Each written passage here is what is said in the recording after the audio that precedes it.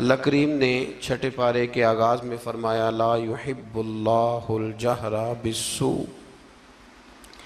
फरमाया बेशक अल्लाह पसंद नहीं करता कि बुरी बात का ऐलान किया जाए,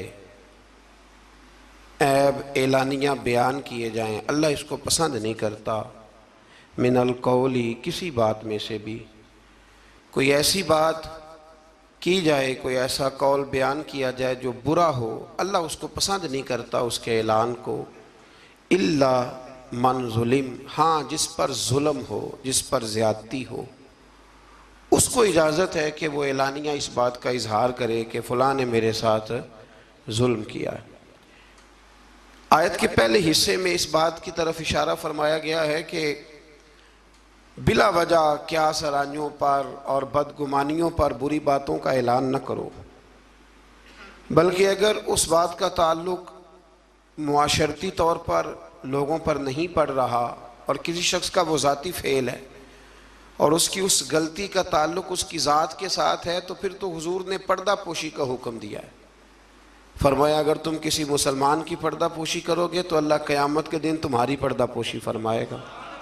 और एक हदीस मुबारका में यूँ भी इरशाद फरमाया कि किसी का एक ऐब दुनिया का छुपा देना, रब करीम तुम्हारे 70 ऐबों पे पर्दा डाल देगा।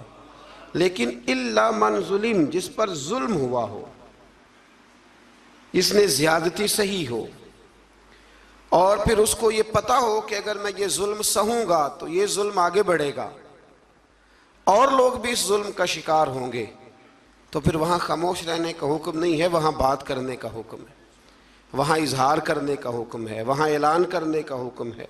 वहाँ मेरे रसूल करीम अलैहिस्सलाम ने फरमाया अफ़्ज़लुल जिहाद कलिमतुल हक़ इंद सुल्तानिल जाबिर। फरमाया सब जिहादों में अफजल जिहाद ये है कि तू जालिम बादशाह के सामने खड़े हो के सच्ची बात बयान कर दे। तू क्या मेरे साथ ज्यादती हुई है, तू ऐलान कर।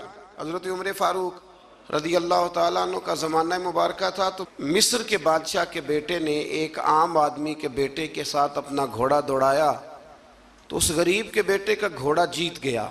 बादशाह के बेटे को सुबकी महसूस हुई, तो उसने उस गरीब के बेटे की पुश्त पर कोड़े मारने शुरू किए। बहुत ज़्यादा कोड़े मार के अपने हसद की उस जलन को, आग को ठंडा किया। ये गरीब का बेटा रोता हुआ घर आ गया। कुछ लोग कह देते हैं बच्चों को कि बेटा हम नहीं इन जालिमों से मुकाबला कर सकते, बर्दाश्त करो। वो जुल्म को फ़रोग देते हैं, वो ज़्यादती को परवान चढ़ाते हैं। इस तरह लोगों के हाथ भी खुलते हैं और जालिम ज़्यादा से ज़्यादा जुल्म करने पर माज़अल्लाह आमादा होता है। जब बेटे ने आके घर बताया ना उस गरीब को कि गवर्नर साहब के बेटे ने मेरी पुश्त पे दुर्रे मारे हैं, तो उसने कहा बेटा मेरे साथ घोड़े पे बैठो। कहा अब्बा जी कहाँ जाना है? तो कहा बेटा ये जुल्म का दौर नहीं, ये उम्र का दौर है, खामोश रहना जुल्म रहेगा, मेरे साथ चलो मदीना शरीफ चलते हैं। रात का वक़्त था, जनाब उमर सोए हुए थे। उस फरियादी ने दरवाजे पे आके सदा लगाई तो कमाल ही कर दी। उसने कहा उमर बाहर निकलो, ये सोने का वक्त नहीं। जब जुल्म होने लगे दुनिया में तो बादशाह सोया नहीं करते, बाहर आओ। जनाब फ़ारूक आदम बाहर आए तो उसने कहा उमर हमारी गलती क्या है कि हम गरीब हैं? गलती ये है कि हम तंगदस्त हैं, मजबूर हैं। देखो मेरे बेटे की पुश्त का क्या हाल किया। हज़रत उमर ने उसी वक्त बंदे दौड़ाए, फरमाया पकड़ के लाओ गवर्नर को भी और बेटे को भी। दोनों बाप बेटा आए तो कहा बेटा जब इसने तेरी पुश्त पर दुर्रे मारे थे तो तू अकेला था? कहा हाँ। फरमाया अब तो सारा दरबार सजा है ना, तू सबके सामने दुर्रे मार। बेटे को दुर्रे लगाए और गवर्नर साहब के लिए हुक्म जारी किया कि इनसे शाही लिबास उतरवा के ना तो इन्हें बोरिए का लिबास पहनाओ, आज के बाद गवर्नर ही नहीं करेंगे, ऊंट चराया करेंगे। लोगों ने कहा हुजूर गवर्नर साहब का क्या कसूर है, गलती तो बेटे की थी। फरमाने लगे इसी का तो कसूर है, इसी ने तो उसके दिल में ये बात डाली है कि तू गवर्नर का बेटा है। किसने उसके दिल में ये बात डाली कि तू गवर्नर का बेटा है? जुल्म को फरोग उन लोगों ने दिया है जो जुल्म सहने लगे। जुल्म को फरोग उन लोगों ने दिया है जो महंगाई पर खामोश रहते। दुनिया में कतील उससा मुनाफिक नहीं कोई जो जुल्म तो सहता है बगावत नहीं करता। दुनिया में कतील उससा मुनाफिक नहीं कोई, ये सबसे बड़ा जालिम है जो जुल्म सहता है और लोगों को भी मशवरा देता है इस दौर में कुछ नहीं हो सकता, लिहाजा चुप कर जाओ, कोई एक तो बोलेगा ना। यार मैं हैरान होता हूं कभी कभी, यानी जमाना बीत गया ना हमें ये कहते हुए कि पाक चीन दोस्ती जिंदाबाद, और उस नाम पर हमने चीनियों को आम वीजे दिए और बगैर किसी तफ्तीश के उनको हमने परमिट जारी किया यहां आने जाने के, और उन्होंने ये हाल किया है कि बीसियों के हिसाब से हमारी बेटियां ले जाके बेचनी शुरू कर दी।